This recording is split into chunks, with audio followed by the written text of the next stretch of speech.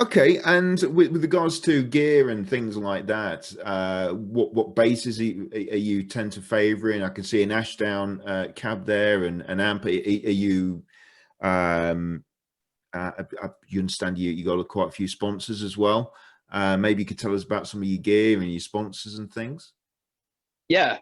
So I pretty much use the same pedals and my Ashdown rig for both bands. I've been with the guys at Ashdown as an artist for a little over 10 years now. So it's been a great relationship with them. Mark and Dan over there have been fantastic, and I just love them as people and just as a company. Like I love the tones I get out of this thing. The funny thing about this amp though is it does have an active EQ in the middle, and I go through phases where it's like I love it and then I don't want it at all. So all musicians we have phases, right? Yeah. So I go through phases of whether I actually engage the active EQ on this or not. Right now I'm in a non-graphic EQ phase, so that's currently where I'm at. But I've been using the same head and cab. I actually have another cab underneath in the cabinet here. It's the ABM 410s, and then this is the Evo 500. Yeah. So I've been using that for 10 years, and it's been great. I love the tones I get out of it. Yeah. Excellent. And you're a sponsor, sponsored by Fender as well, I understand. Yep, got to rep Ah, them on the shirt. I should have seen it on the t-shirt there. So how did that come about with you being connected with Fender? Fender's been honestly such a delight. I've worked with a couple of other guitar companies throughout my career. I even had a couple of guitar sponsors when I was a guitar player back in the day. But Fender has been so cool because they're just so aligned with a lot of the same things that I'm aligned with. Like music education is a big thing to them. They've got like a music education foundation. Uh, so we've been able to do some goodwill work together. Um, Actually, within like my first 4 months that I was attached to them, uh, I actually went down to Anaheim because I do a lot of work in the city of Anaheim, which is, for those that don't know, that's where the big NAM Winter NAM show occurs every year. Um, so through NAM, I've been able to work with the city down there and work with their schools and volunteer time to help talk to the kids about music and Yeah. teach them how to play music. Um, and a lot of times these schools they don't have proper instruments, whether it's because of maintenance or it's because the instruments are just old and they don't have the funds available to go get new instruments for their students. Hmm. Uh, so because I kind of got involved with Fender first because of my music education advocacy work I do, I approached my guy at Fender. He's long since retired, but Richard McDonald was a fantastic guy. He actually was a big product designer for Fender through the years. So it was always fun to talk to him and be like, okay, like I think this is the next thing I want. He's like, oh, cool, I designed that. It's like, of course you did. uh, but I talked to Fender probably the November um, before NAM, and I told them that I was going to be going down to a school and I was going to be teaching. And I was like, "Do you have any B stock that I could take down and help a school out?" Hmm. And because that was already such a big passion of theirs, they're like, "Yeah, how many guitars and how many ukuleles do you want?" I was like, "You're asking me? Like that's that's that's crazy." Uh, so ever since then, it's just been such a great partnership with them. And obviously, they make great gear, so I get to use it every day. And there's a sense of pride that I feel being with Fender because obviously, like they invented the solid body. Like there's such a legacy and history with the company, Hmm. and to be part of like their current history is just sometimes it's still hard to believe.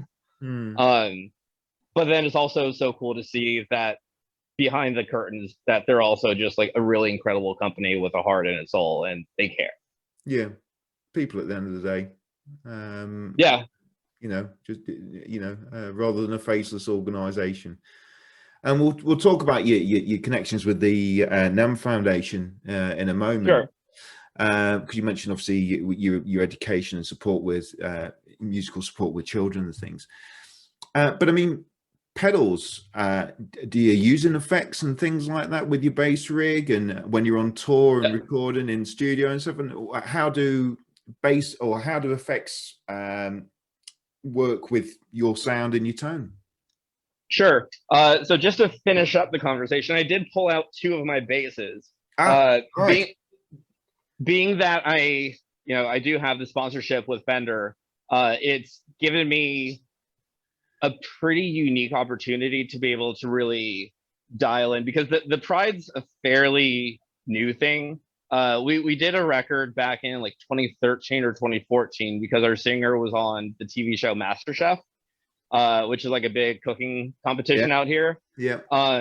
And so he was on it, and he was like, if I'm gonna have like my 5 minutes of fame, like, can we put out a record? So he hit up me and Ryan, who's the singer of 11 and 38, who's also a very talented guitar player. And he showed us 5 songs, and we recorded them for him, and he put them out while he was on the TV show. And, that was kind of that. But then towards the end of 2019, he got Ryan in a room and was playing with him and was talking about, maybe getting the Pride to be an actual, like, real thing. So he showed Ryan a couple of songs, and then Ryan told me that he was talking to Daniel again. And then like a day or two later, Daniel called me. I was like, I know what this is about. So now that I got like the 2 bands going, I've been able to like really dial in the rig, and also dial in the basses. So for 11 and 38, I've been using Jaguars for a little while now. And this is just a standard made in Mexico Jaguar. I have done a little bit of tweaking to it. This actually has the hip shot kick-ass bridge, which is like their high mass. Yeah. And I love this bridge so much. There's such rich sustain you get out of this thing.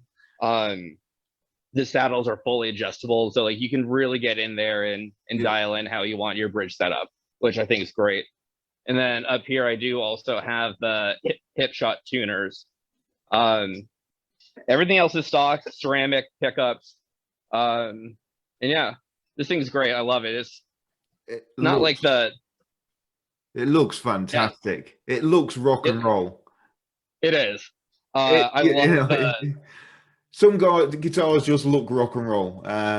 My guitar, I had it. I'll show you. This is one I had. I had built for me in 2016, but it looks less rock and roll. But there's more to it about this guitar. I had it. The finish is gorgeous. Yeah, well, I had the. You can see some of the engraving on there and things like that. Which there's a story behind it. But I'd love to hear that someday. Your bass, it just looks rock and roll. Yeah. And the funny thing is, a lot of times musicians kind of gravitate towards certain instruments because like their heroes played them. I don't listen to any band really that has a Jaguar in the bass. But it's just so cool. I've played like Thunderbirds and stuff like in the past. So, this is kind of like the offset Fender. You throw this thing upside down, like it's kind of got that angular Thunderbird type of thing. And actually, the other Jaguar I do have is a reverse model from 2012. And it's got like the sunburst and like the kind of off-white pick guards. So like it's very T-Bird-esque. So those are like my 2 11 to 38 basses. And then I've got for the Pride. The Pride's more of a hard rock, modern type of sound. Yeah, I got that when I was listening to it. It's a little bit more modern and yeah. So like the tones in the guitars too are even a little bit more aggressive than what 11 and 38 does. So I've gravitated towards the P bass for that band. So this is actually a deluxe active Mm. model, also made in Mexico. Again, it's got the high mass. I'm really in love with the high mass bridges. Um, and then this is actually just the stock Fender tuners. I haven't switched out for the hip shots yet. Yeah. Um, but this bass has gone through a lot of modification. Uh, my previous sponsor, I was using a lot of the EMG actives because I'm also an EMG artist. Yeah. Uh, and when I switched to Fender, it just there was something that kind of seemed a little sacrilegious about throwing active pickups in Fenders. Just because they're Yeah. traditionally such an old school instrument. Not that I really care what like gear communities think about my gear, but there was something that didn't seem very holy about it. Um, so it came with a set of actives with like their own certain preamp, and I just wasn't really vibing with it a whole lot. Mm. And so I bypassed the preamp first, and I still didn't like it. It had a vintage P pickup, and then it had a noiseless Gen 3, I think, in the Jazz Bridge, and even bypassing the circuit, I just didn't really like the sound. So I ended up switching out the whole pickup and like the whole pick guard, the wiring. Like I just gutted this whole bass, and I put in a set of the ceramics that are in my a Jaguar because that's got a really nice sound to it. And it was too harsh in the high ends in this model for some Mm. reason. I would go play a show somewhere and I would use like maybe my other P bass as my main one and then switch out to this one to end the show. And I just couldn't use the bridge pickup because just overall the sound was way too bright, Mm. and just really unusable. Mm. So at NAM in 2019, I think it was 2018 or 2019. I want to say it was 2019. Um, I was talking to my EMG rep, and he was telling me that they just made the EMG Geezer Butler signature pickups, and he was like, they're passive, so there's not going to be a battery in it. Like, Yeah. not that it doesn't already have like a compartment for a battery, so like it wouldn't be that difficult to Yeah. at least mod this one for like one of their traditional like 35 piece sets. Um, but I had heard some pretty good things about the Geezer pickups, and he was telling me that it was based on like a 1961 Fender. I was like, okay, like yeah, this sounds great. Yeah. And so that's the way the bass is set up right now. It's got the Geezer PJ setup, and these are like some of the best pickups that I've played through. They're so good. Mm. And I presume both are GHS strings in there. Yes. I use GHS boomers on my P basses, just because P basses are traditionally a little bit brighter. So the boomers kind of balance it out, because that is a little bit more on like the not necessarily darker end, but it's more in the middle of like you know a, the dark and the light side of tone. So I got those. I use a 50 to 105 set, like just straight across the board for everything. Yeah. So they're a little bit ropey. They're a little bit thick. And then on my Jaguars, I use the Progressives, which is a stainless steel string. Right. And it's strange, even things like the different string materials, it makes such a difference. I think it really does. I know when I've put I've tried various different string materials when I've gone for pure nickel, stainless steel, or whatever. It really does make a difference, even if it's just a minute little difference in the tone. It can feel very differently, and Yeah, totally. sometimes you'll connect with that material, sometimes you won't. But I also Yeah. like to try out different materials as well, and because there's so much variety of strings out in the market, it's nice to just try out a few things, and rather than just keep putting standard nickel wounds on. Do you know what I mean?